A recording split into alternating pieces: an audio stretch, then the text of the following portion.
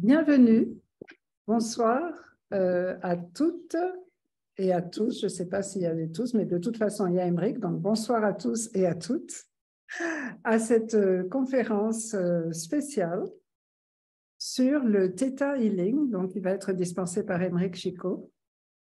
Et on est très, très heureux à la Case Angélique donc d'avoir co-organisé cette conférence avec lui, puisque cette conférence annonce une formation qu'il va donner très bientôt à la Case Angélique. Et donc, il va vous en dire plus dans cette formation. Merci beaucoup à tout le monde d'éteindre vos micros pour l'instant, mais n'hésitez pas surtout à les rallumer quand un peu plus tard, vous pourrez porter des témoignages ou poser des questions. Rick, c'est à toi. Je vous souhaite à tous une merveilleuse conférence pour cette extraordinaire technique. Alors, je n'ai pas encore dit tout le bien que j'en pense, mais j'ai des choses à raconter sur le Theta, n'est-ce pas, Aymeric? En effet, en effet. Et c'est d'ailleurs aussi mon cas. Voilà. Alors, bienvenue à tous. Comme je vous disais, je suis vraiment très content de pouvoir tenir cette conférence, que vous soyez présents ou que vous l'écoutiez en replay. Vraiment, merci de m'accorder ce temps. Merci de vous accorder ce temps.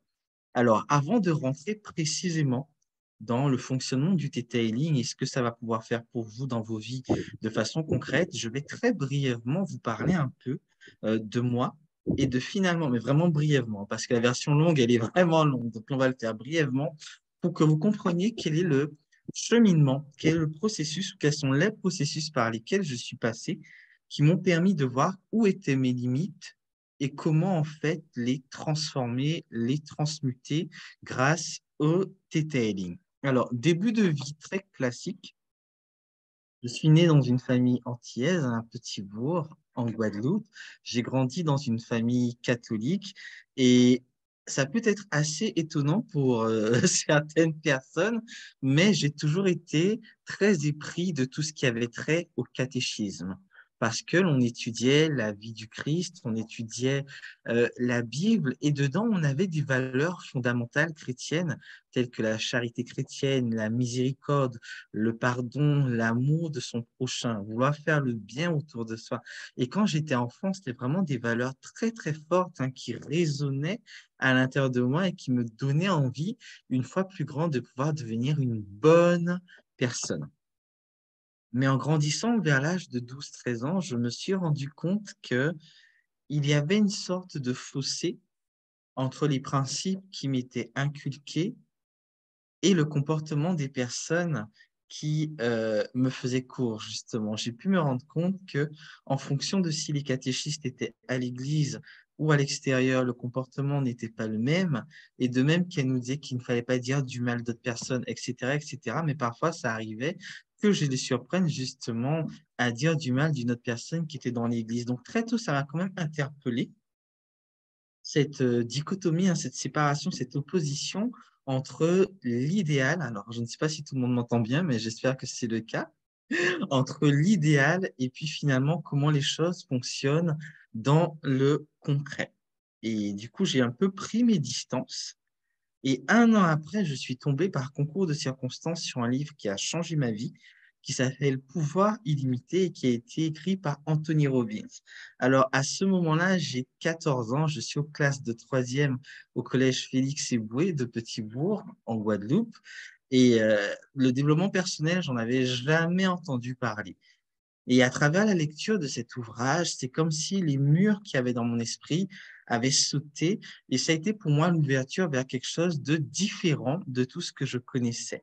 Ensuite, j'ai découvert un peu tout ce qui avait trait à la méthode résonance, que l'on connaît très bien en Guadeloupe et en Martinique, qui est dispensée, enfin, qui était dispensée par Nelly Nibert, qui était le tout premier stage de développement personnel et d'énergétique que j'ai pu faire. Et là, c'était juste extraordinaire.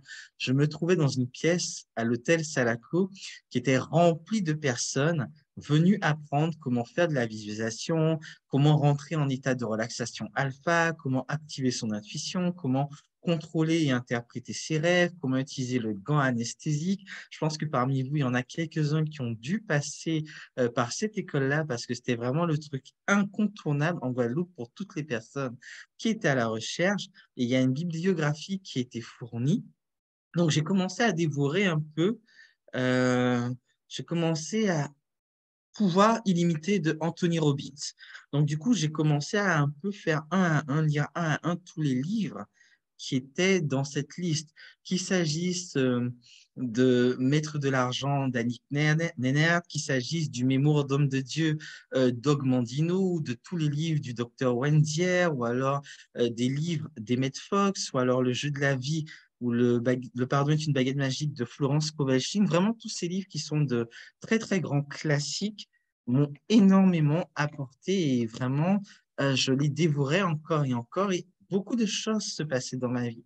J'ai eu l'immense chance que la même année, le premier tome de Conversation avec Dieu soit traduit en français aux éditions Ariane. Donc à ce moment-là, j'ai 17 ans. Je suis en classe de terminale, enfin je termine la première, je m'apprête à passer en terminale et c'est la première fois qu'en lisant un livre, je sens l'énergie qui s'active en moi et mon cœur qui est touché, qui s'ouvre. Je lis le livre, mes yeux commencent à pleurer tout seul. En fait, c'était vraiment assez extraordinaire et j'ai continué mon cheminement comme ça de formation en formation, que ce soit en biomagnétisme, en radiesthésie, que ce soit en Reiki Usui, en Reiki Karuna. J'étais à la recherche de réponses, j'étais à la recherche de sens, j'étais à la recherche d'une compréhension de la vie et plus précisément de ma vie à moi et du rôle que j'avais à jouer. Et cette période de ma vie, c'est vraiment achevé au moment où j'ai vu et lu le documentaire Le Secret. Quand j'ai vu cela, je me suis dit, waouh, mais tout est dit en fait. Maintenant, je ne peux que réussir dans la vie parce que c'était tellement émerveillé par tout ce cheminement et par la puissance du contenu, la puissance des orateurs dedans, ce qu'ils ont accompli dans leur vie, le message d'espoir qu'ils donnent, les précisions qu'ils donnent sur comment manifester et tout. Arrivé à ce niveau-là, j'étais là, OK, ma vie ressemblera à ça, ça, ça, ça, ça. Et j'avais une vision très, très claire de ce que je voulais. Pourtant, force m'a été de constater que ça n'a pas été le cas. C'est-à-dire qu'avoir la multitude d'outils que j'avais ne m'a pas empêché de tomber en dépression, ne m'a pas empêché d'être par moments extrêmement malheureux et ne m'a pas forcément aidé à donner plus de sens dans ma vie. Et c'était assez paradoxal puisque, dans un sens, avec toutes ces merveilles que j'avais apprises et tous ces bons moments que j'ai eu en stage et tout, j'avais des ressentis suffisamment puissants pour me dire que quelque chose était vraiment en train de se passer, que ce n'était pas seulement dans la tête, que ce n'était pas seulement une vue de l'esprit. Dans mes ressentis, dans mes sensations et aussi dans ce qui se passait dans ma vie, je me rendais compte de la différence entre les moments où j'utilisais les outils et les moments où je ne les faisais pas. Je me rendais compte de mon ouverture d'esprit, mon ouverture de conscience. L'énergie, ce n'était plus une croyance, c'était devenu quelque chose de physique que je ressens à l'intérieur de moi. Donc, je savais que quelque part, il y avait une réalité. Mais dans le même temps, les résultats que j'avais étaient trop peu comparés à tout ce qu'on m'avait dit, voire promis que j'aurais pu créer, manifester dans ma vie. Et je suis entré dans une zone vraiment d'inconfort dans la vie parce que j'étais déchiré entre croire en ce nouveau monde de l'énergétique, de la spiritualité dans lequel j'étais impliqué depuis à peu près une dizaine d'années, depuis même un peu plus d'une dizaine, depuis à peu près une dizaine d'années, c'est bien ça, puisque ça faisait pile poil 10 ans que mon cheminement avait commencé, mais en même temps me dire, mais pourquoi est-ce que dans le concret, je n'arrive pas à aller plus loin que là où j'en suis actuellement? Et je pense que dans notre communauté de travailleurs de lumière, il y a pas mal de personnes qui, à un moment donné, après avoir fait le tour d'un certain nombre de stages, d'avoir lu un certain nombre de choses et avoir expérimenté dans le concret, on arrive à ce stade où ils se disent, c'est bizarre, je mets en application, mais dans le même temps, il y a une sorte de plafond de verre que je n'arrive pas à dépasser. Il y a quelque chose d'invisible qui me retient alors que je fais les prières, alors que je focalise, je visualise, alors que j'appelle mes guides, que je demande à être soutenu par mes anges gardiens. À un moment, on a cette impression qu'il y a une limite qui apparaît. Et en fait, puisque l'univers est bon. Alors, vous m'entendrez souvent dire l'univers, Dieu, la source, la conscience suprême. Pour moi, ces termes renvoient vraiment au même être, donc je les utilise très librement, chacun d'entre eux. Et en fait, l'univers est vraiment très bien fait, puisque mon besoin de compréhension et mon niveau de souffrance était tellement fort qu'une réponse m'a été emmenée par l'intermédiaire d'un ami qui, entre guillemets, par hasard, s'était retrouvé dans un stage de Theta Healing. Alors lui, il n'était pas du tout sur ces choses-là. C'est un peu sa mère qui l'avait un peu traîné pour qu'il soit là pour le week-end de formation. Et là, il m'appelle, il me dit, Émeric, j'aimerais te parler d'un truc, je pense que c'est ton genre de truc, donc viens, on va en parler et tout. Moi, je lui dis, OK, pourquoi pas. Et là, ça a été la révolution. La formation en question, c'était la formation de base de Theta Healing, cette formation dont nous allons parler aujourd'hui. Et à travers une série de tests énergétiques musculaires ou autres, il a pu me montrer qu'en réalité, la quasi-totalité des souffrances que je pensais avoir guéries, des sujets sur lesquels je pensais avoir travaillé, n'avaient en réalité pas été guéris. C'est-à-dire qu'à un niveau superficiel, j'avais une certaine compréhension, une certaine connaissance, mais avoir la connaissance ne signifie pas qu'en réalité, le changement vibratoire va être implémenté tout de suite. Et ce sont sur ces petites nuances-là qu'aujourd'hui, je vais attirer votre attention, justement, pour que vous puissiez avoir une compréhension plus grande de ce qui se passe. Alors, le Theta Healing, c'est quoi? Le Theta Healing est une méthode énergétique qui va vous permettre de détecter les programmes inconscients que vous avez de façon à pouvoir les transmuter. Et c'est important de pouvoir s'arrêter sur cette partie-là parce que souvent, on aura tendance à penser que pratiquer la pensée positive, que faire de la visualisation va automatiquement supprimer à l'intérieur de nous les programmes négatifs que nous avons. L'expérience m'a montré que non. Quand vous rajoutez du positif, de la pensée positive, de la visualisation et tout, vous créez des énergies positives à l'intérieur de vous, mais ces énergies positives ne vont pas reprogrammer les énergies négatives qui sont déjà là. Et très, très souvent, j'entends des personnes qui me disent, oui, je fais de la pensée positive et tout. Et quand on commence à tester un peu les choses, elles se rendent compte qu'il y a un fossé entre ce qu'elles pensent penser et ce qu'elles vibrent complètement à l'intérieur d'elles. Pour quelle raison? Première chose, ce que l'on apprend en detailing, c'est qu'en réalité, il existe 4 niveaux. Désactivez vos micros, s'il vous plaît. Il existe 4 niveaux de croyances différents. Parce que toutes nos pensées négatives, toutes nos croyances négatives n'ont pas la même origine et du coup ne seront pas stockées dans les mêmes zones, dans notre corps physique et dans nos corps subtils. Donc, si par exemple, vous avez un type de pensée négative qui est en lien avec votre vie actuelle, c'est-à-dire de l'espace du moment où vous étiez bébé dans le ventre de votre mère jusqu'à aujourd'hui, ces croyances négatives-là ne sont pas stockées aux mêmes endroits que, par exemple, des croyances négatives dont vous avez hérité de votre lignée, ou alors de blocages et de limitations que vous avez eues par rapport à des vies antérieures, ou alors par des limitations imposées par votre âme pour des raisons qui sont spécifiques.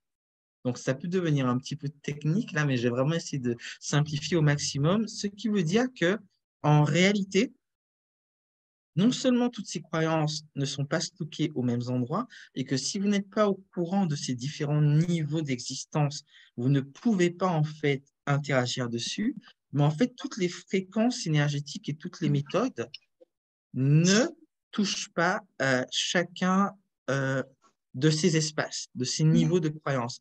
Ce qui veut dire que, par exemple, supposons que vous avez une croyance négative qui est contenu sur les 4 niveaux de croyance. Et qu'avec la méthode que vous utilisez, peu importe ce qu'elle est, vous n'avez accès que sur les premiers et deuxièmes niveaux de croyance. Ce qui va se passer, c'est qu'effectivement, une partie de l'énergie négative va être transformée, la partie qui est contenue sur ces niveaux-là, et vous allez sentir pendant un moment une amélioration dans votre vie. Mais ce qui va très vite se passer, c'est que les autres niveaux de croyance où le blocage est présent vont en fait diffuser sur les deux premiers niveaux pour reconstituer la croyance négative que vous aviez auparavant supprimée. Et là, du coup, c'est une expérience que nous avons tous déjà vécue. Nous faisons un changement, nous sentons dans notre corps que le changement est opérationnel, et pendant un moment dans notre vie, les choses changent. Et vous avez l'impression de voler, de flotter, que ce problème a complètement disparu. Et puis 3 mois passent, 4 mois passent, 5 mois passent, 6 mois, et vous vous rendez compte que vous ne savez pas comment, vous êtes revenu au point de départ avec le même type de problème dont vous étiez censé vous être débarrassé 6 mois auparavant. C'est parce qu'entre eux, ces différents niveaux de croyance vont communiquer entre eux. Et si vous n'avez pas déjà la connaissance nécessaire pour nettoyer sur les 4 niveaux, et si vous n'utilisez pas une fréquence et une méthodologie qui vous permettent de le faire, la suppression ne sera pas définitive. C'est bien pour ça que sur le flyer, vous avez vu le nom de cette conférence, c'est de se débarrasser définitivement des blocages et des croyances inconscientes. Parce que quelque part, ces croyances vont entrer en résistance avec nous et vont faire en sorte de pouvoir se maintenir par des schémas complètement tordus. Et il va être important aussi, du coup, de pouvoir mesurer le score. Qu'est-ce que j'appelle mesurer le score? C'est-à-dire que parfois, on a tendance à partir à l'aventure en imaginant que nous sommes à un point de départ. Mais bien souvent, ce que vous imaginez être votre point de départ, parce que vous avez une connaissance et que vous pensez certaines choses, ne va pas du tout correspondre à où vous en êtes énergétiquement. Et c'est arrivé extrêmement fréquemment que je retrouve en séance, en formation, des énergéticiens confirmés, des travailleurs de lumière confirmés, en fait, qui ont une compréhension de la chose énergétique et qui ont déjà analysé quel est leur problème, mais qu'en allant regarder au niveau de la vibration, au niveau de l'énergie, ce qu'il en est, qu'on finisse par découvrir qu'il y a un décalage entre ce que cette personne pense, penser et vibrer en permanence, et finalement là où elle en est dans son niveau énergétique. Donc la base du Theta Healing, c'est déjà de se tester pour savoir énergétiquement où est-ce que j'en suis, vibratoirement où est-ce que j'en suis, au niveau de mes croyances où est-ce que j'en suis. À ce sujet, souvent on me demande du coup, est-ce que c'est comme la kinésiologie?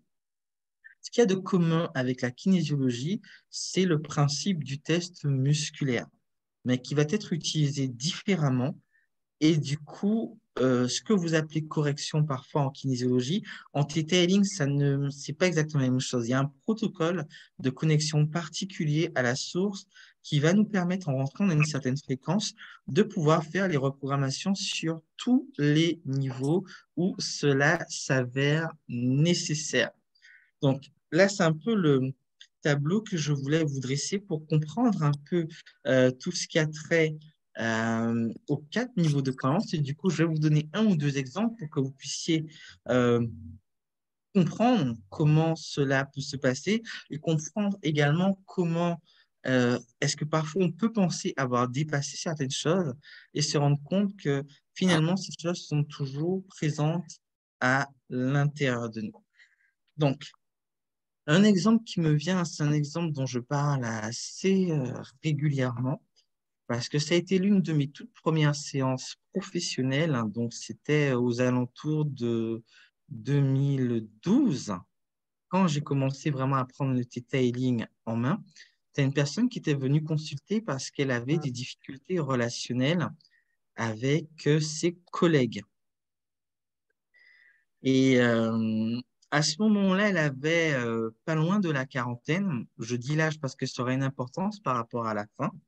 Donc, je commence par lui demander qu'est-ce qui ne va pas avec vos collègues. Ben, il me regarde. Ça fait quoi que vos collègues vous regardent? Ben, s'ils me regardent, ils vont se dire que je ne suis pas compétente.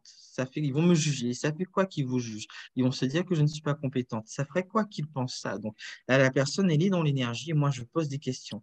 Mais si je ne suis pas compétente, ils vont pas m'aimer. Et ça vous ferait quoi que vos collègues ne vous aiment pas? De toute façon, elle ne m'a jamais aimé. Votre patronne, ma mère. automatiquement, on a complètement shifté sur autre chose.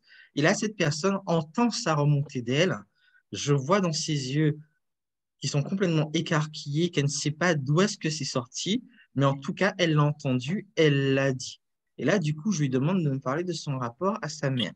Et là, elle m'explique que, bon, avec sa maman, ça a toujours été assez difficile parce qu'elle était très distante et très froide quand elle était plus petite, mais que c'est à l'âge de 20 ans qu'elle a appris qu'en réalité, elle avait eu un jumeau qui était mort-né et que c'est suite à ce traumatisme que sa maman a eu du mal à gérer ses émotions et qu'elle s'est un peu coupée de son lien avec sa fille. Donc, à l'âge de 20 ans, ma cliente a fait un travail de pardon et de compréhension vis-à-vis de sa maman.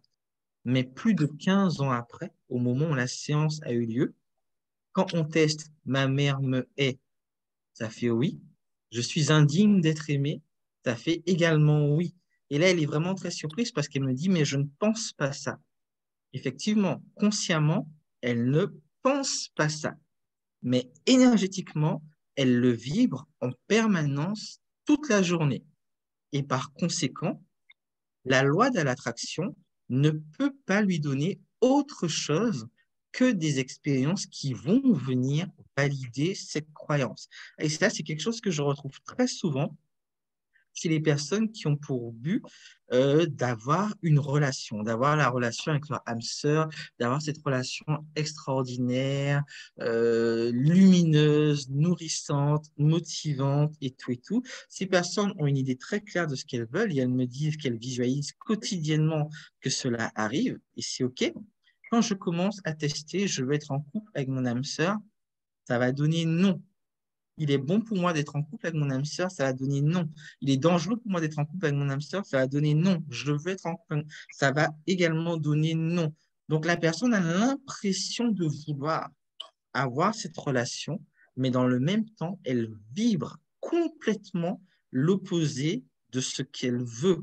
Et souvent, en fait, en tant que travailleur de lumière, on va se retrouver sans le savoir dans cette situation parce que consciemment, nous savons des choses et nous savons que les choses que nous savons sont vraies, parce qu'énergétiquement, nous avons perçu leur véracité et leur puissance. Et l'erreur que nous allons faire, c'est de penser que comme nous avons la connaissance, que cela va être intégré à notre champ énergétique et que le monde autour de nous va changer. Sauf que généralement, non. Votre énergie ne va pas bouger. Vous avancez en compréhension, mais votre champ énergétique, lui, n'est pas reprogrammé. Et au bout d'un moment, ça finit par créer une sorte de souffrance parce que vous finissez, comme je l'étais, par être déçu du manque de résultats en lien avec justement tout ce travail énergétique que vous faites sur vous-même. Donc voilà, ça c'était vraiment le premier sujet que je voulais aborder avec vous concernant le detailing, c'est-à-dire que l'on va apprendre un protocole spécifique de connexion à la source de tout ce qui est, ainsi qu'un protocole spécifique de reprogrammation de l'énergie pour être sûr que chaque changement que nous faisons soit implémenté. Et en fait, lorsque vous aurez fini la reprogrammation, la première chose que l'on fait, c'est tester. Parce que si effectivement le test, si la reprogrammation est complète, le test musculaire donne une autre réponse. Mais il peut arriver qu'il puisse y avoir des croyances encore plus profondes que ce que vous imaginiez.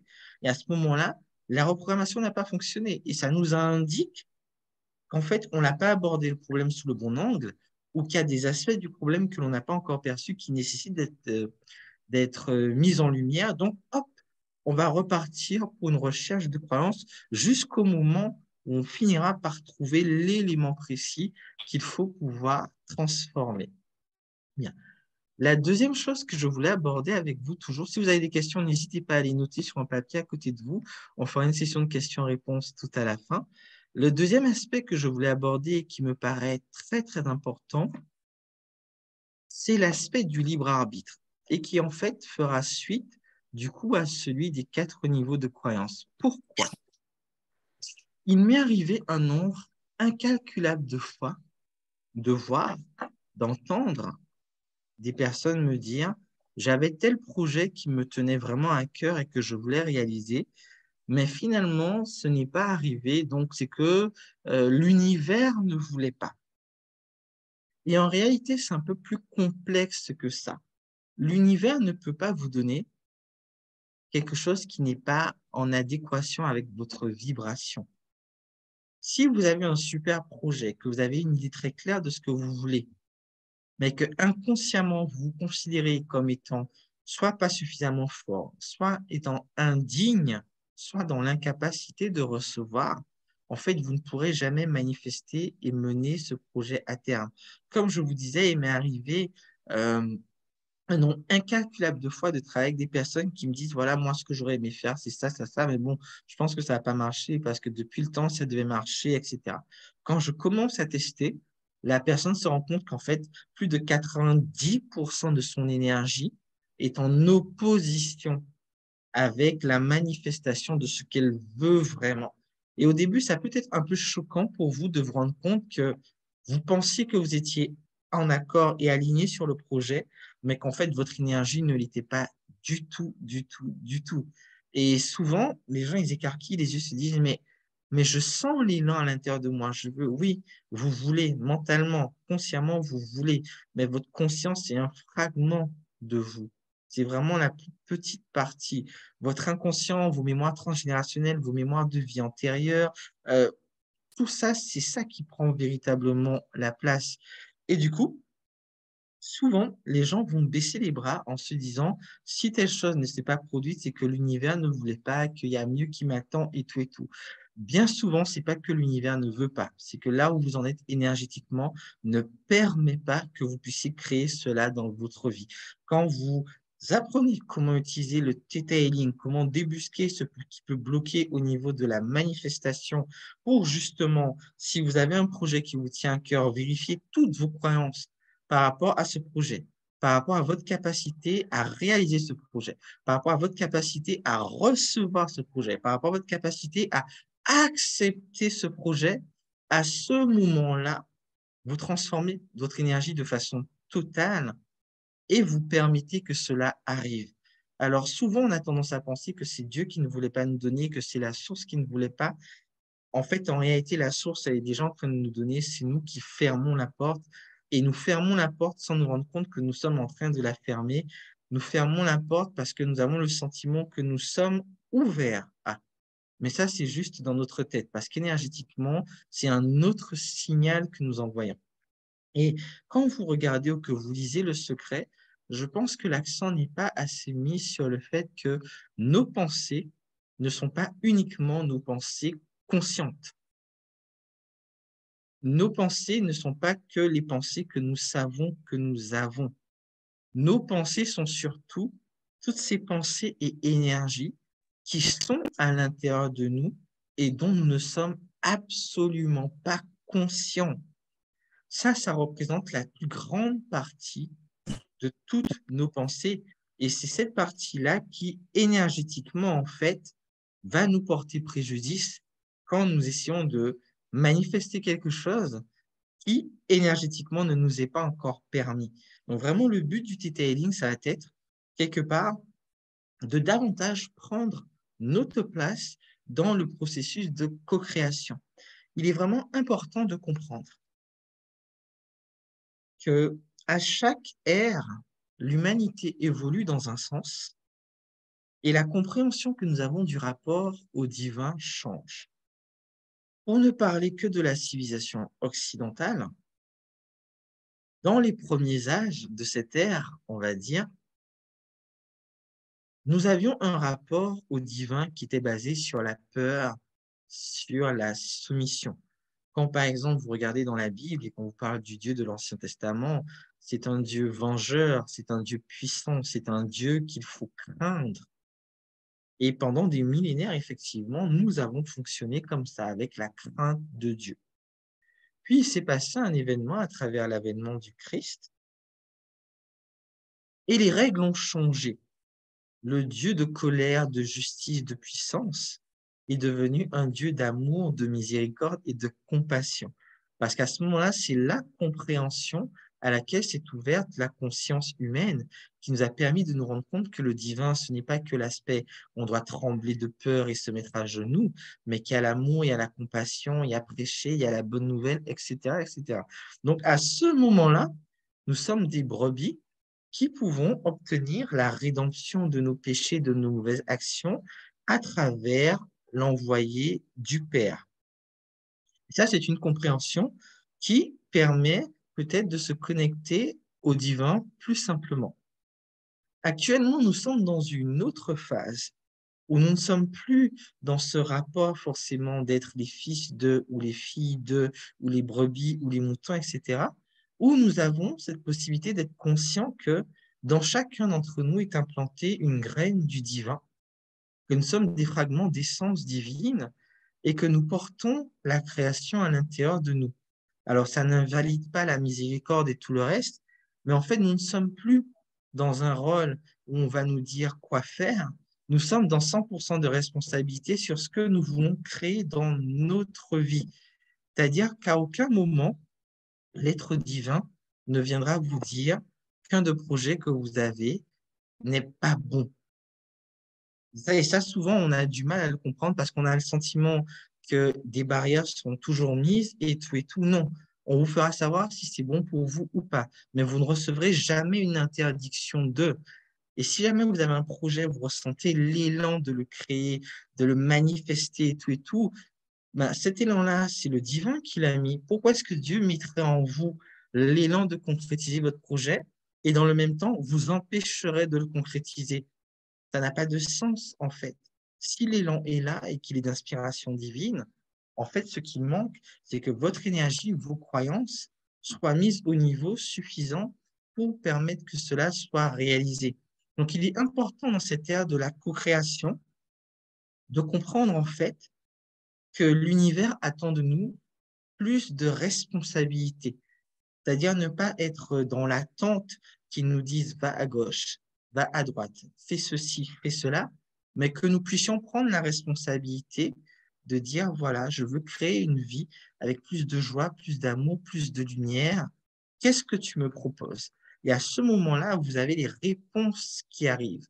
Mais si vous n'êtes pas en conscience de comment vous positionnez, vous ne pourrez pas obtenir les réponses.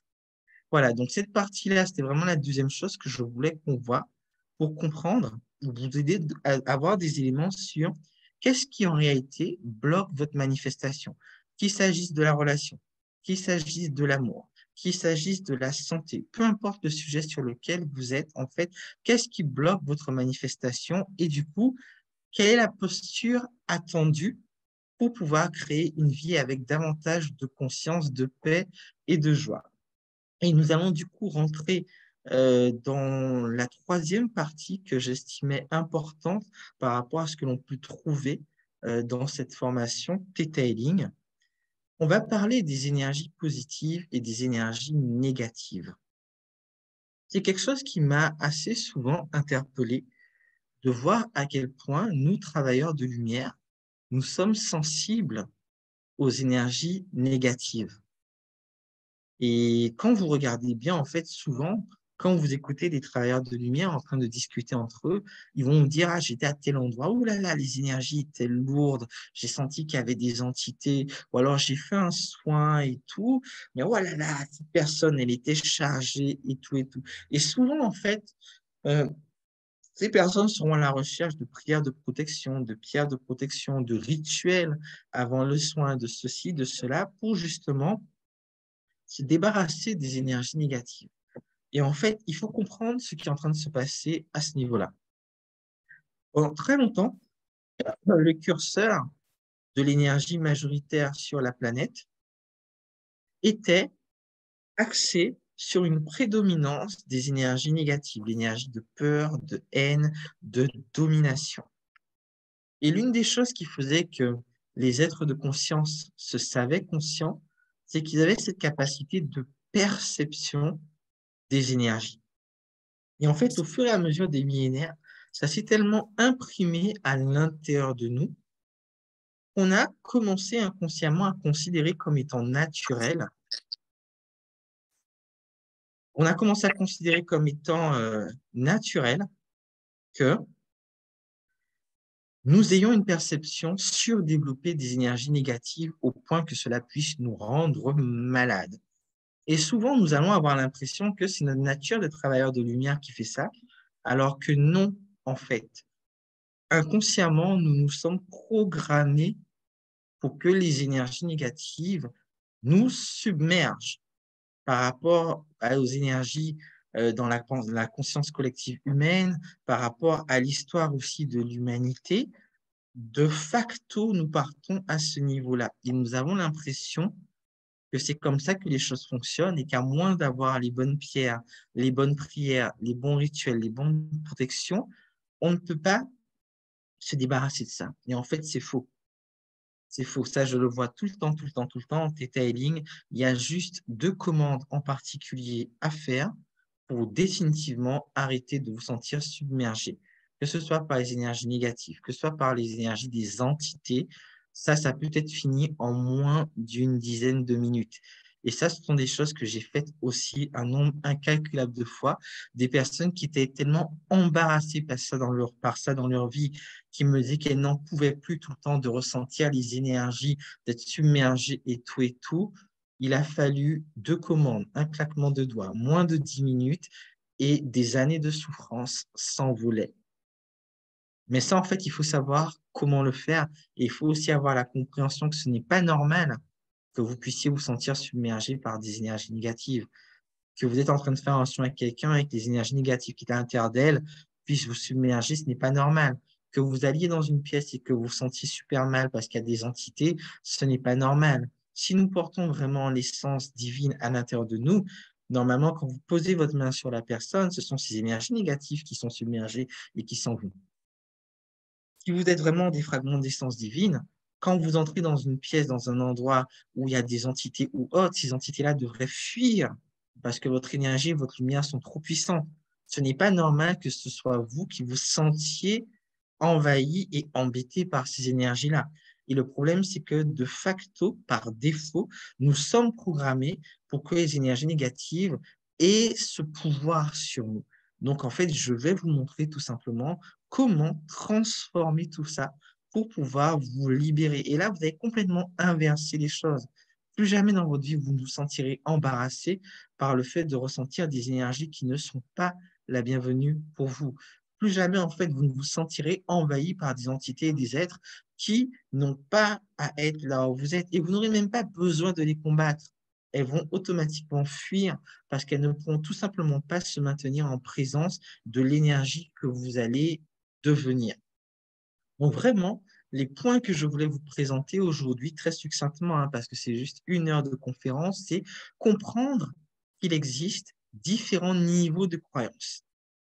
Et que si vous n'interveniez pas sur ces différents niveaux de croyances, il y a un risque pour que ce que vous avez supprimé comme énergie négative, avec le temps, finisse par se réinstaller. D'où la nécessité d'avoir un outil de détection et d'avoir une fréquence qui vous permette de faire le travail sur ces 4 différents niveaux.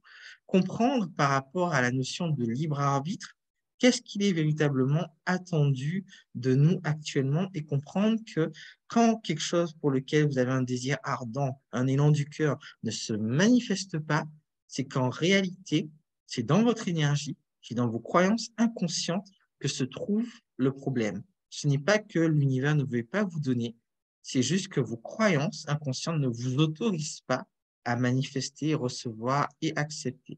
Et la toute dernière chose, c'est de comprendre qu'en aucune façon vous n'avez à vous laisser et vous sentir submergé par les énergies négatives. Ce n'est pas parce que ça a été comme ça toute votre vie que ça doit forcément continuer à l'être. J'ai travaillé, alors maintenant du coup, ça fait 8 années que je suis formateur en Theta Healing et du coup 11 ans que je suis praticien de la méthode. J'ai travaillé avec des centaines de personnes qui avaient ce type de problème-là et systématiquement, ça a été résolu, vous comprenez? Donc, ce n'est pas que je vous fasse une promesse, que je vous vende du rêve et tout. C'est devenu quelque chose d'extrêmement commun pour moi de pouvoir faire ce genre de modification-là parce que c'est quelque chose que je pratique depuis très longtemps de cette façon-là. Donc, là, j'ai parlé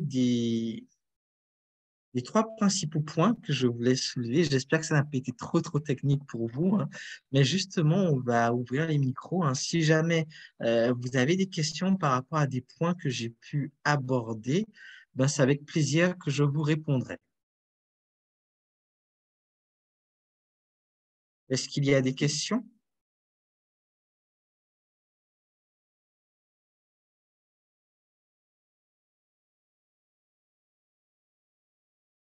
Oui, il y a une question. Je vous en prie. Oui, c'est Marie-Fred. Bonsoir à tous. Bonsoir, bonsoir. Oui, alors, donc, j'ai suivi la formation Theta Healing avec toi. Oui, Et après, j'ai suivi l'alchimie des possibilités. Et oui, quand tu nous as, comment dire, formés à l'alchimie des possibilités, tu nous as dit que tu avais laissé de côté le Theta Healing parce que oui. cette nouvelle méthode était beaucoup mieux. Et depuis quelque temps, je vois que tu reviens au Theta Healing. Qu'est-ce qui s'est passé? Ah oui. En fait, je continue à utiliser les deux. Parce que quand je te dis ça, c'était vraiment l'enthousiasme de la trouvaille, de la découverte. Et je vais t'expliquer quelle est la différence. En Theta Healing, tu vas travailler sur ta vibration. En alchimie des possibilités, tu vas ouvrir ton espace du recevoir. Donc, après avoir exploré le Theta Healing de 2012 jusqu'à environ 2020-2021, voilà, c'est à partir de 2021 que j'ai commencé à enseigner la chimie des possibilités, je me suis retrouvé à un stade où je ne comprenais pas quelle était la suite pour moi. Et la chimie des possibilités est arrivée à ce niveau-là. C'est-à-dire que j'avais fait un énorme travail sur ma vibration qui avait énormément progressé. Par contre, ce qui me manquait, c'était un élément d'information que je n'avais pas encore, à savoir mon espace du recevoir qui n'était pas encore complètement ouvert, qui était même voire compressé. Et là, je me suis rendu compte d'une chose. Toutes les personnes que j'ai déjà formées en Theta Healing, et vous êtes très nombreux, vous êtes plusieurs centaines, en Guadeloupe et en Martinique, et toutes les personnes qui, de façon plus générale, sont dans un travail euh, d'augmentation de leur conscience, d'augmentation de leur vibration, mais qui en même temps n'ont pas conscience de l'espace du recevoir, mais que le cadeau le plus précieux que ces personnes puissent recevoir, c'est de savoir comment ouvrir cet espace du recevoir pour avoir encore plus. Alors, je vais essayer de prendre un exemple simple.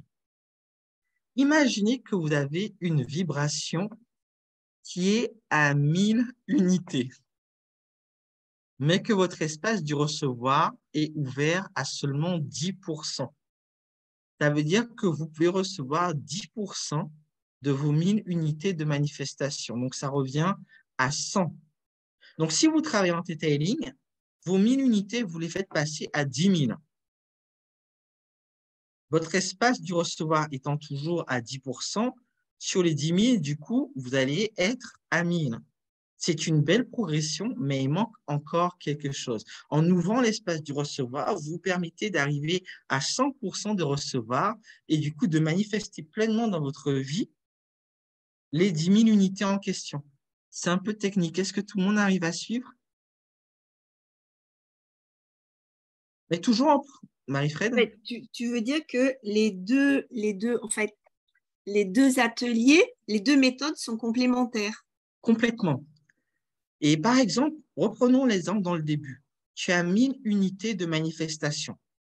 Là, cette fois, tu ne vas pas faire de Theta Healing, tu vas faire de la chimie des possibilités. Donc, de base, tu as 10% d'ouverture de ton espace du recevoir. Toujours ces mêmes 1000 unités, tu montes à 50%. Donc, à ce moment-là, tu es à 500 de manifestation. Tu montes à 100%, tu as 1000 de manifestation. Donc, moi, ce que je fais, c'est que j'utilise le Theta Healing pour transformer toutes mes croyances, ma vibration, mon énergie, pour faire 1000 passer à 10 000 et 10 000 passer à 20 000 puis 50 000. Et j'utilise la chimie des possibilités pour ouvrir mon espace du recevoir et ma capacité à accueillir pleinement dans ma vie tous les changements de ma vibration.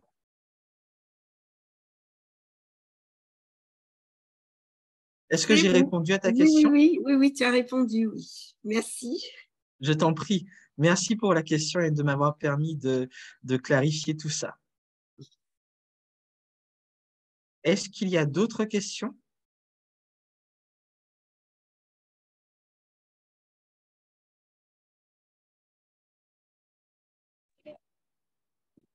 Bonjour tout le monde. Oups. Bonjour, bonjour. C'est Lydie. Alors, merci pour la présentation. Ce ne sont pas des Est-ce que tu veux bien activer ta caméra? termes ou des éléments que je comprends autour. Lydie, est-ce que tu veux bien activer ta caméra quand on voit? C'est bon? Ah, voilà. Alors, merci pour cette présentation. Je ne comprends pas tous les termes sur les unités. Donc, je pense qu'il y aura des choses que j'aurai besoin d'apprendre et de connaître. Et en tout cas, merci. Merci pour ce partage, pour cet apprentissage et toutes les bonnes choses et toutes les bonnes vibrations que tu as données. Merci, merci. Alors, je vous rassure, concernant les unités que j'ai données, en fait, c'était vraiment pour pouvoir illustrer mon propos. Mais ce n'est pas quelque chose que vous allez apprendre, il n'y a pas une connaissance en particulier qui vous manque par rapport à ça. C'est vraiment pour pouvoir faire comprendre la différence et la complémentarité entre le Theta Healing et la chimie des possibilités. Si je peux me permettre, Émeric, je pense ce débat-là entre les anges et l'alchimie. La dernière conférence que j'ai faite sur l'alchimie des possibilités, la moitié des questions et des commentaires étaient sur les anges. Et où on me disait, mais si c'est si bien les anges, pourquoi vous faire de l'alchimie? Et si c'est si bien l'alchimie, pourquoi on fait appel aux anges? Et ça, c'est vraiment la version franco-française du truc où il faut se spécialiser dans une chose et faire ça. Tu n'es pas musicien, tu es musicien classique spécialiste du XVIIe siècle qui joue du clavecin en bois. Alors que l'énergie, c'est vraiment pas ça. On a la chance maintenant d'avoir à notre disposition, et ça ne veut pas dire qu'il faut se disperser et faire tout n'importe quoi et tout en même temps, mais ça veut dire qu'on a la chance d'avoir une boîte à outils avec des choses très complémentaires où il n'y a rien à jeter et où les choses vont se renforcer, vont se magnifier l'une l'autre. Moi, je suis vraiment heureuse d'être passée par la case Theta grâce à toi. Ça m'a permis vraiment de prendre conscience de croyances limitantes, en particulier au niveau des dettes. Moi, je crois que le Theta, ça m'a vraiment permis de prendre conscience que tout ce que je croyais savoir, en fait, ou tout ce que je croyais croire, c'était pas ça. Et ça déjà, c'était précieux. Et donc, Même pour moi. Ça m'a beaucoup clarifié mon rapport à l'argent. Ça m'a beaucoup clarifié mon rapport à moi-même aussi, hein, ce que je croyais être et savoir sur moi, etc. Et je suis vraiment convaincue, comme toi, que même si parfois on a pratiqué quelque chose pendant longtemps et que quand on découvre un nouvel outil complémentaire, ben on dit, allez, je vais faire que ça. Et finalement, on se rend compte que non, c'est pas Samuel Dubois qui donne beaucoup de stages à la Case Angélique en ce moment. Il dit, pourquoi vous êtes dans le « ou » tout le temps? Il faut être ceci ou cela. Tout ce que je suis en train de vous apprendre, il nous dit bientôt, ce n'est pas pour remplacer ce que vous saviez avant, c'est pour l'ajouter. Et donc, vive un monde où on peut avoir le Theta Healing, l'alchimie des possibilités et les anges. Mais alors, je vais te dire, moi, c'est ce que je vis et j'ai vraiment le tiercé gagnant. Hein. Donc, oui, c'est vraiment l'image de l'arc-en-ciel. Hein. On ne se demande pas pourquoi il y a telle couleur et telle couleur. Non, tout ça, c'est un ensemble, en fait. Toutes ces fréquences de la source qui visent à nous aider à créer davantage de lumière, de joie et de paix. Mais toujours, c'était une super bonne question, Marie-Fred. Merci beaucoup. Parce que je suis sûre qu'il y a plein de gens qui se la posent à notre sujet et qui n'osent pas nous la demander. Donc, merci beaucoup. Et moi aussi, après avoir fait tellement de formations avec Émeric en alchimie des possibilités, etc., quand j'ai vu qu'il retournait à ses premières amours en enseignant davantage le Theta que l'alchimie, je me suis dit, mais super, parce que vraiment, ça aurait manqué s'il n'y avait pas d'enseignement Theta Healing, etc. Pour moi, c'est vraiment une base. C'est vraiment une base. Et pendant le week-end de formation, vous allez être épaté de vos croyances. Vous allez être épaté de penser que le problème, c'est ma patronne, non, et que finalement, c'est votre maman. Pour l'exemple qu'a donné tout à l'heure. Tu sais, j'étais en train de me rappeler de la toute première formation anti-tailing que j'ai donnée. Tu te souviens, hein, c'était à Grande Savane, chez Thomas, tu étais là. Et j'avais à ce moment-là 28 ans. Ça, je m'en souviendrai toujours. Et pourquoi est-ce que je parle de ça? Parce que les 6 ou 7 participants qui étaient là avaient plus d'années de pratique et d'enseignement de leur méthode énergétique que moi, je n'avais d'années de vie. Il y avait telle personne qui pratiquait la méditation transcendantale depuis 36 ou 37 ans, telle autre personne qui pratiquait le yoga depuis 32 ans. En fait, toutes les personnes qui étaient là étaient vraiment des experts, hein, des sommités dans leur art, dans leur pratique. Et moi, j'étais quand même pas mal intimidé parce que je me dis, mais ces personnes sont là, elles ont plus d'années de cheminement que moi, je n'ai d'années de vie. Qu'est-ce que je vais bien pouvoir leur apporter? Et vous savez quoi? Alors déjà, ce groupe a été vraiment un amour parce que c'est des personnes qui avaient sincèrement envie de progresser et qui voulaient en fait trouver quelque chose de nouveau qui donnerait des éléments. Et c'est eux, pendant les 3 jours, qui étaient en train de me rassurer en me disant, « mais c'est super intéressant ce que tu montrais et tout et tout. » Et moi-même, j'étais complètement ébloui de me rendre compte que finalement, ce que j'avais à proposer amenait de la valeur et venait compléter la panoplie d'outils et de pratiques de personnes en fait qui étaient déjà très expérimentées. Donc vraiment, les techniques ne sont pas en opposition en fait, hein. Elles forment un tout harmonieux.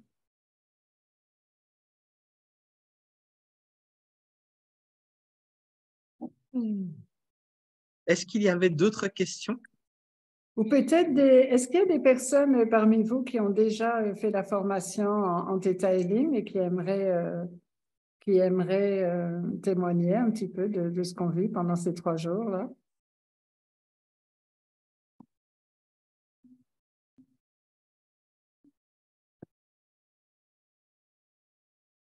Je regarde, hein, si j'en repère une, là, je vais la dénoncer. Tu as désigné un volontaire. Voilà. Ah, Bon, moi, j'ai suivi, c'est Marie-Fred, donc j'ai suivi la formation Theta on ne Healing. voit pas, Marie-Fred. Pourtant, je vois que ta caméra est activée. Oui. Bon, ben écoute, c'est pas grave, on va voir Emmerich, on aime toujours voir Emmerich. Ah, Voilà. ok, magnifique, merci beaucoup. Oui.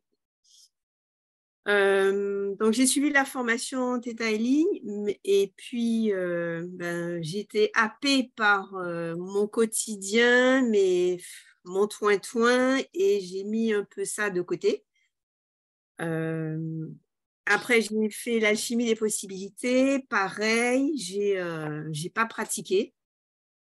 Bon, parce qu'il est arrivé plein de choses, plein d'événements à Pan. Et dès que j'ai vu le message sur WhatsApp, je me suis dit, bon, ben, c'est l'occasion de renouer et de refaire le lien.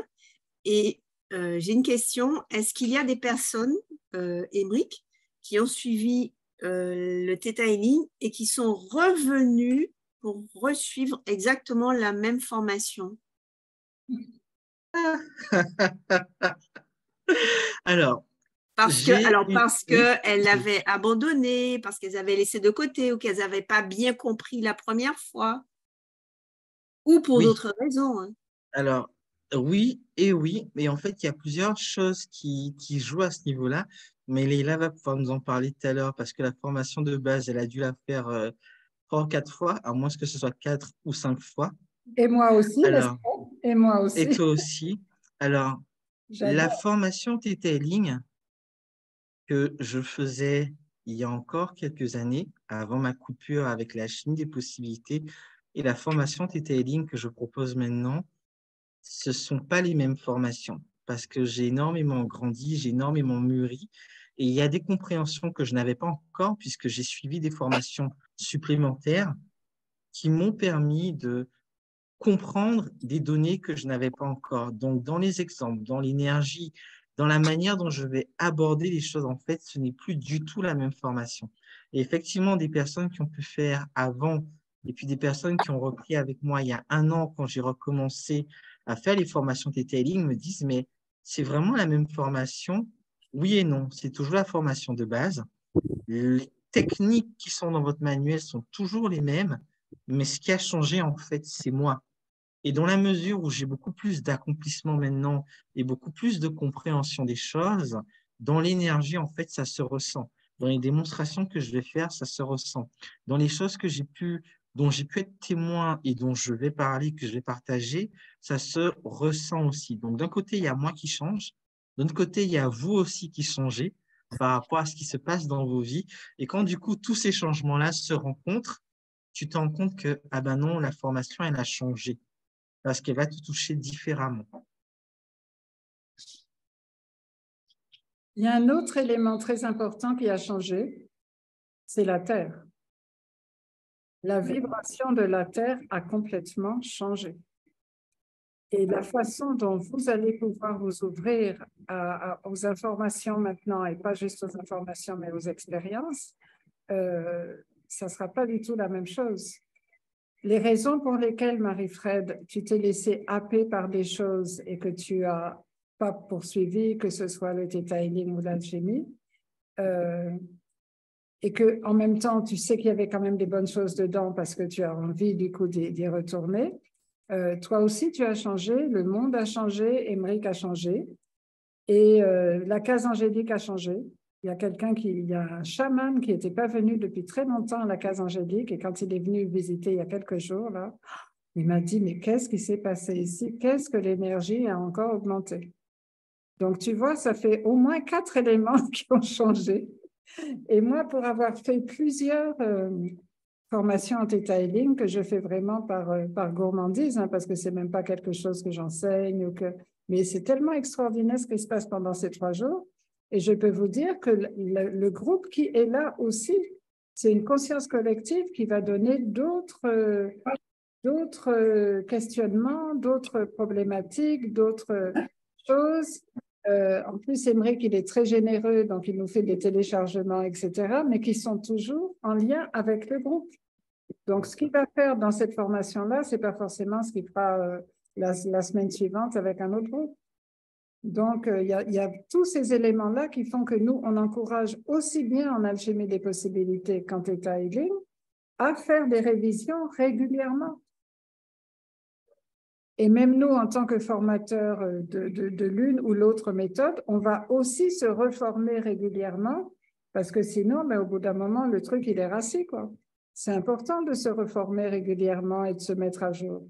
Vous faites constamment des mises à jour dans vos téléphones et dans vos ordinateurs. Vous faites des mises à jour de vos techniques et de vos pratiques. C'est super important. Donc, on va se voir bientôt, Marie-Fred, du coup. Eh bien, ça me donne envie de revenir. Pourquoi est-ce que tu crois que dans tous les stages, que ce soit alchimie des possibilités, Theta Healing, bon, je parle de ce qui est notre sujet en même temps, et même chez les anges, on a des tarifs révision? C'est que c'est prévu et qu'on encourage tout le monde à faire des mises à jour, absolument. En plus, quand tu l'avais fait la dernière fois, c'était où? C'était à la case angélique? Le Theta Healing, non, l'alchimie des possibilités, oui, c'était à la case angélique, mais le Theta Healing, je ne me rappelle pas. Non, c'était pas là, c'était pas à la case angélique. Alors, tu es obligé de faire la mise à jour parce que ça ne sera vraiment pas la même chose ici, tu vas voir. Je vois qu'il a été patient de prendre la parole.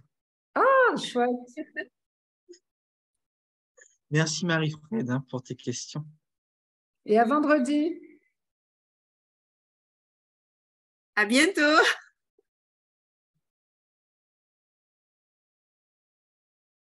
Alors, où elle est là?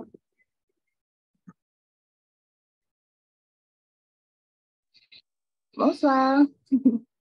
Bonsoir.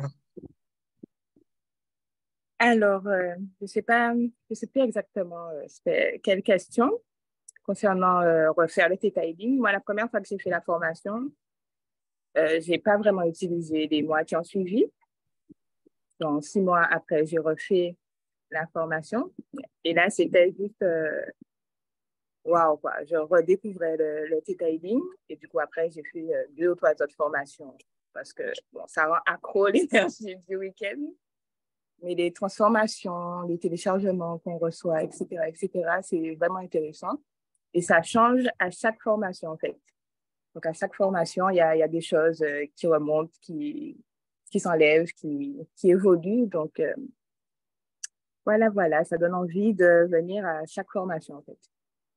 Et d'ailleurs, je suis là le week-end prochain. Donc, voilà ce que j'avais à dire. En termes de changement et de résultats, y a-t-il quelque chose que tu as expérimenté dans ta vie?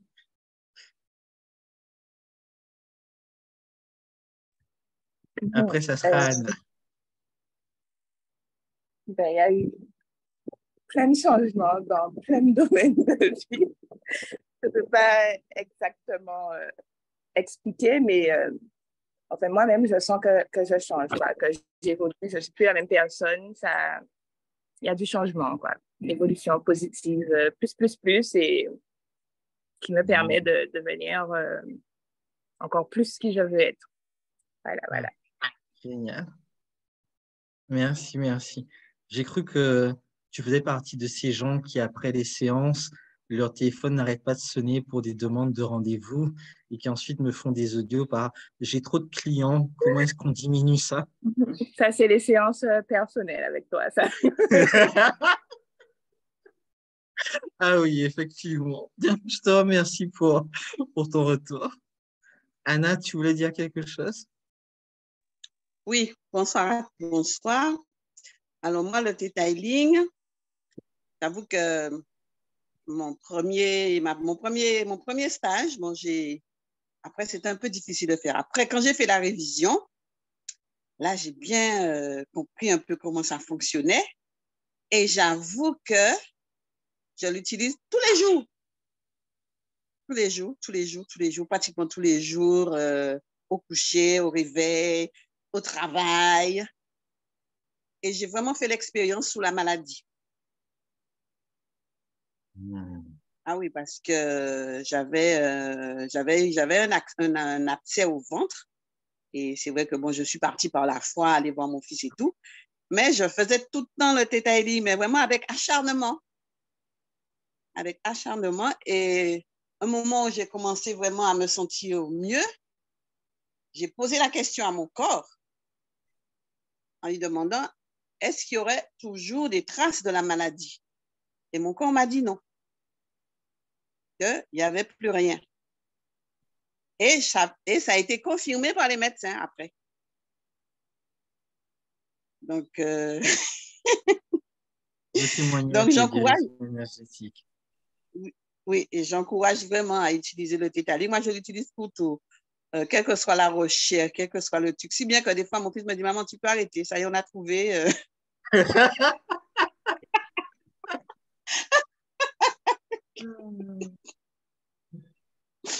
Donc, c'est vraiment un outil formidable. Moi, j'encourage vraiment à l'utiliser autant que possible. Et les résultats sont là. Franchement, les résultats sont là. Bon, moi, j'aurais bien aimé participer avec plaisir à cette révision, mais hélas, ça va être chaud pour moi. Ouais, tu repars bientôt, j'ai cru comprendre. Yes. Ok. Comment tu repars bientôt? Je ne savais même pas que tu étais rentrée. Tu ne peux pas repartir. Comme le Monopoly, tu peux passer par la case Angélique avant de repartir. C'est pas possible, ça. Ah, ben tu sais que je suis rentrée puisque j'ai voulu faire un truc, mais ce n'était pas possible. Okay. J'allais faire du début à la fin. Voilà, mais vraiment, moi, j'encourage vraiment à tout un chacun de faire ça, de pratiquer, parce que c'est un outil extraordinaire. Vraiment, Émeric, merci. Merci à toi.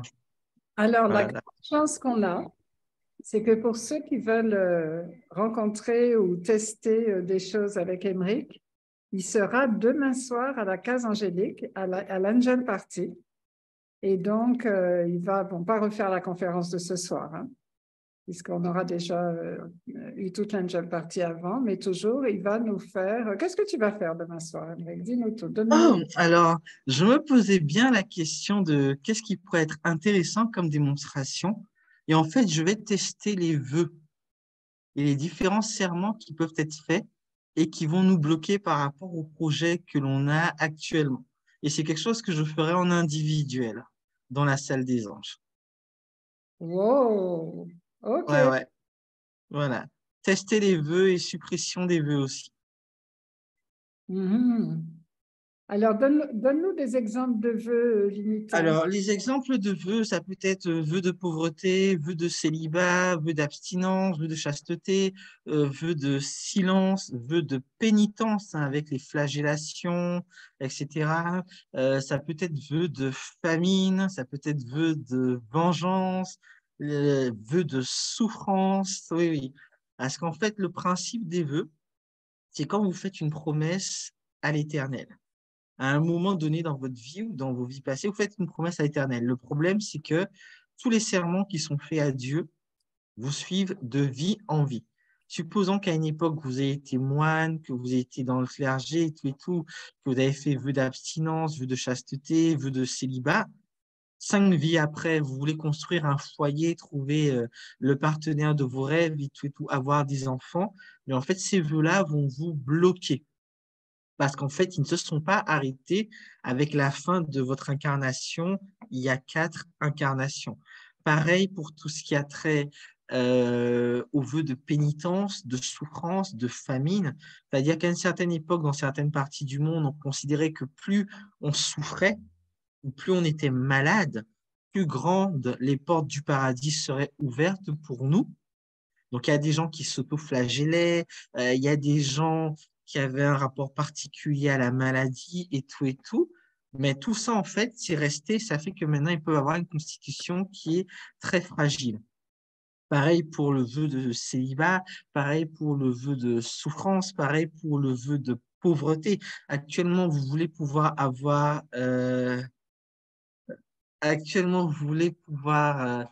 une meilleure vie.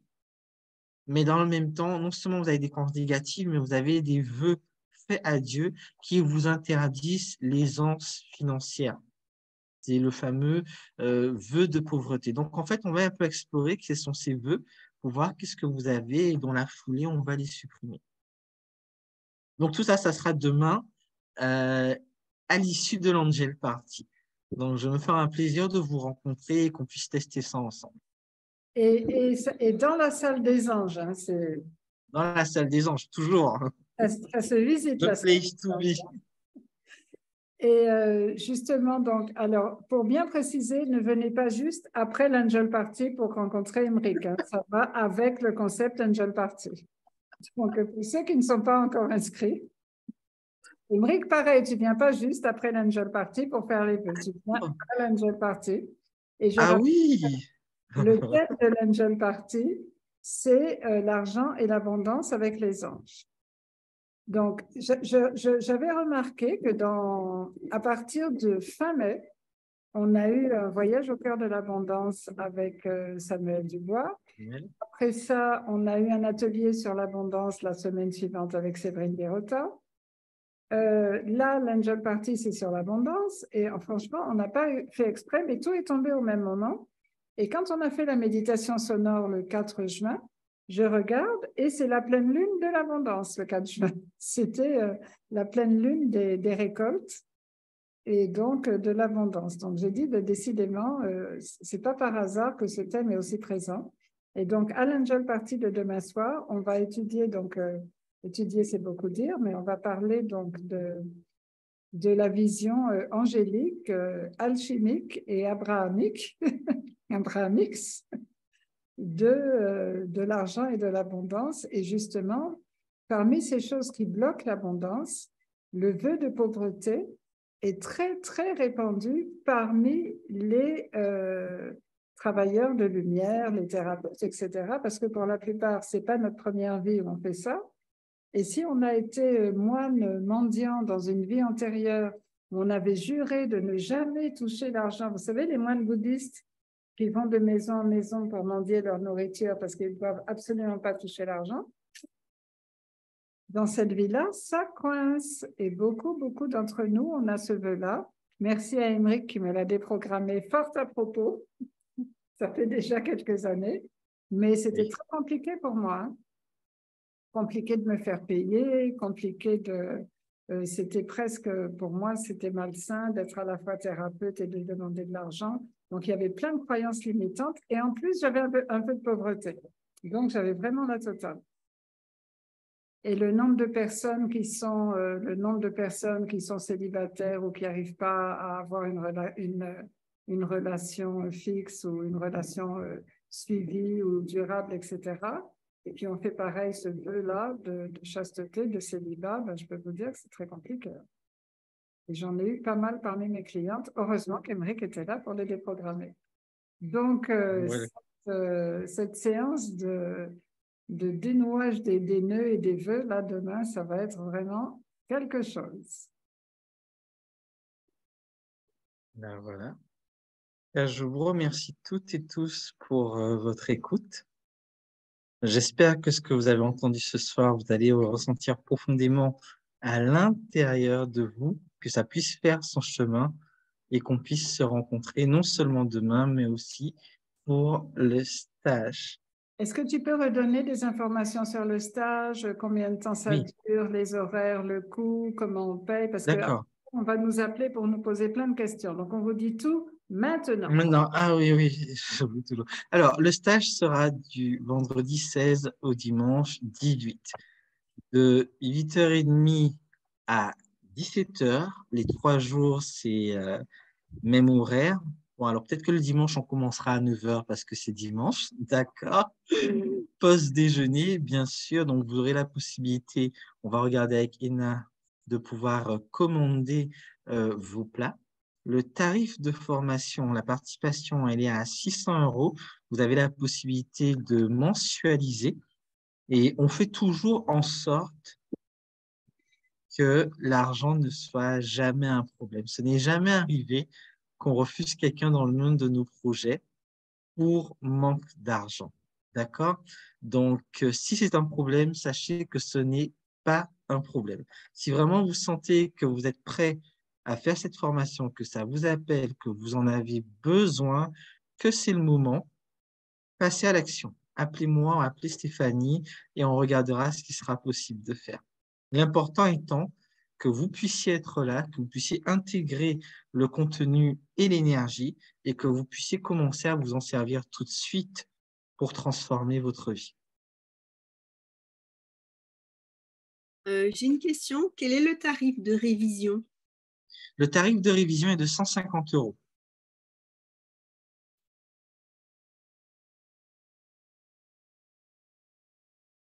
Merci.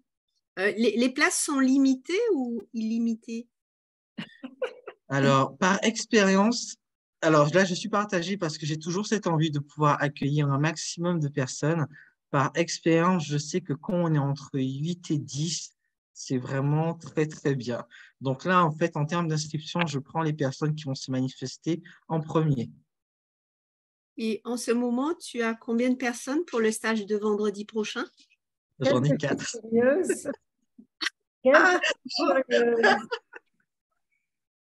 Non, mais il n'y a pas encore les personnes qui suivent la conférence ce soir et qui vont suivre le replay qui se sont inscrites. Non. Donc, est-ce que parmi les personnes qui sont là ce soir, il y en a qui aimeraient s'inscrire? Comme ça, on saura… Alors, moi je voudrais m'inscrire. Ah, ben très bien. Donc, je vais Bienvenue à toi. Nous sommes 5. Est-ce qu'il y a d'autres personnes?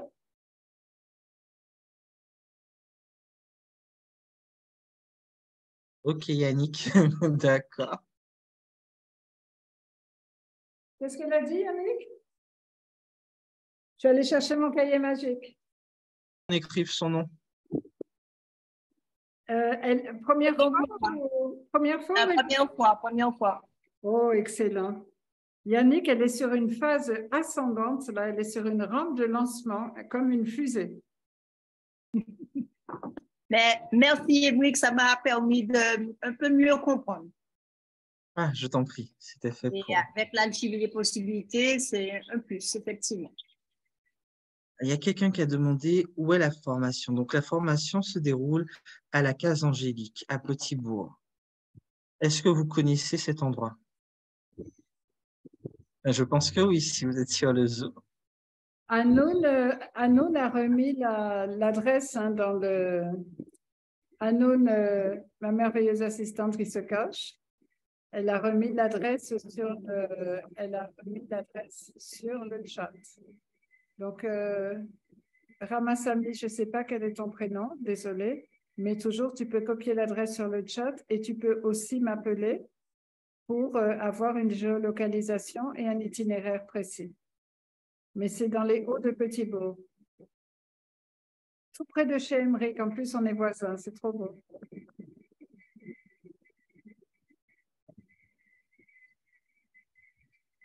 Ah, Isabelle. Enchantée, Isabelle. Eh bien, écoute, n'hésite pas à me contacter.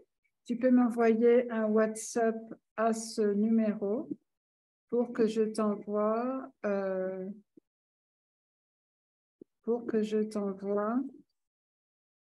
la géolocalisation D'accord, Myrlou. et l'itinéraire. D'accord, Myrlou, pas de souci. Myrlou, est-ce que ça veut dire que je t'inscris pour l'Angel Party du coup? Parce que du coup, il faut s'inscrire pour ça aussi maintenant.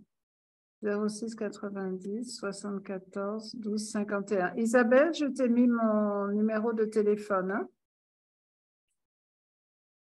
dans le chat pour que tu puisses m'envoyer un WhatsApp et que je t'envoie la géolocalisation et l'itinéraire.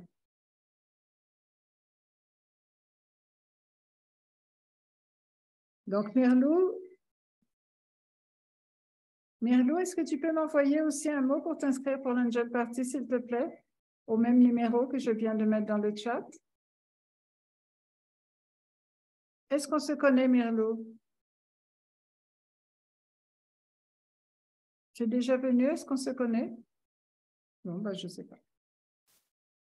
Ok. Super. Je vous en prie.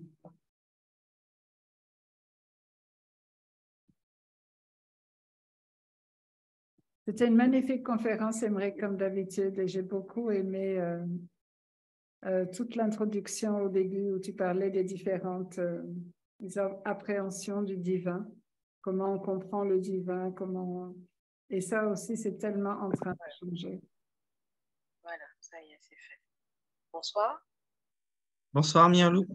Oh, oui, vous allez bien et merci pour cette conférence. J'y assiste pour la première fois et j'ai eu plein de pépites là. Donc, forcément, ça m'a donné envie d'y assister.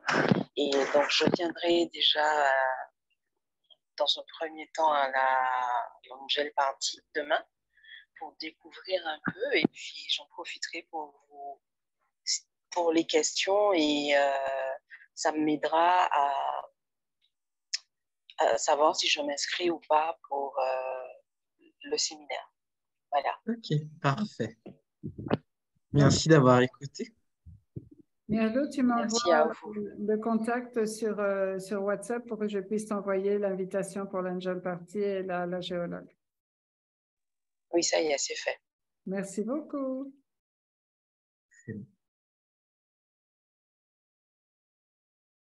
Ouais, je crois que c'est bon. On va couper l'enregistrement. Et un grand bonjour à toutes les personnes qui vont nous regarder en replay du coup. Oui, on pense à vous. Et fin de l'enregistrement.